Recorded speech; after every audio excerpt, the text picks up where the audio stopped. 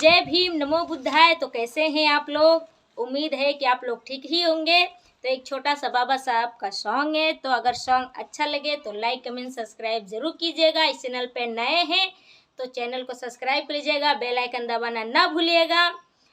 तो सॉन्ग है हमारा, हो बाबा साहब जो ना होते तो ऐसन संविधान ना लिखते, हो बाबा साहब जो ना होते तो ऐसन संविधान ना लिखते, तो करत होता जाके केहू के गुलामियाना, करत होता जाके केहू के गुलामियाना, हो गुलामियाना, हो गुलामियाना, करत होता जाके केहू के गुलामियाना, करत होता जाके केहू के गुलामियाना।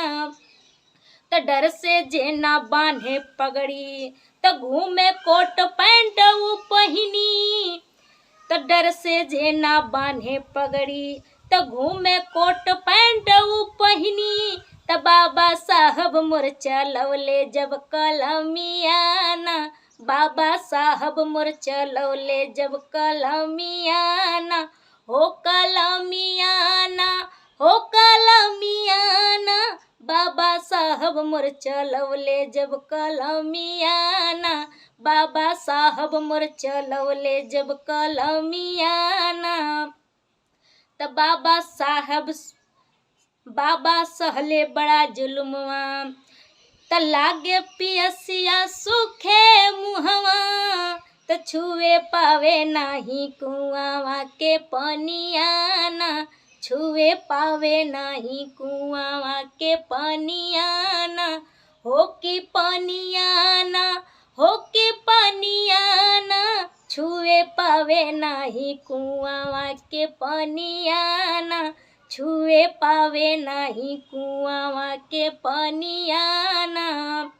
तो होला बाबा साहब जो ना होते, हो तो बाबा साहब जो ना होते तो ऐसन संविधान ना लिखते, तो करत होता जाके केहू के गुलामियाना, करत होता जाके केहू के गुलामियाना, हो गुलामियाना, हो गुलामियाना, करत होता जाके केहू के गुलामियाना, करत होता जाके।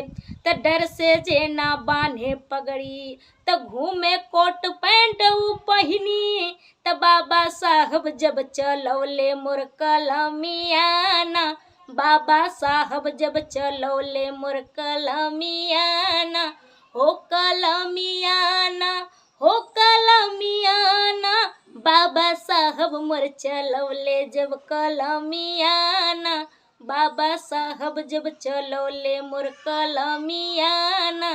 तो जय भीम, नमो बुद्धाय साथियों।